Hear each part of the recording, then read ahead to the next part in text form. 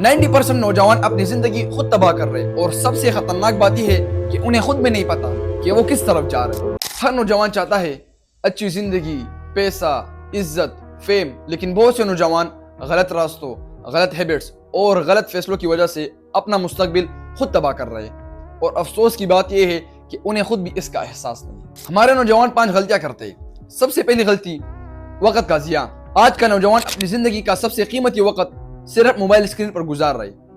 घंटों घंटों TikTok scroll करना, बगैर मकसद रील देखना, रात भर जागना, ये सब आहिस्ता आहिस्ता इंसान का दिमाग, फोकस और मुस्तकबिल को तबाह कर देता है। वक्त वो चीज है जो एक बार चला जाए तो कभी वापस नहीं आता। दूसरी सबसे बड़ी गलती, दूसरों से कंपैरिजन। सोशल मीडिया ने हमारे नौजवानों को कंपैरिजन की बीमारी दे दी है। मिसाल के तौर पर, उसके पास गाड़ी है, वो फेमस हो गया, मैं क्यों नहीं।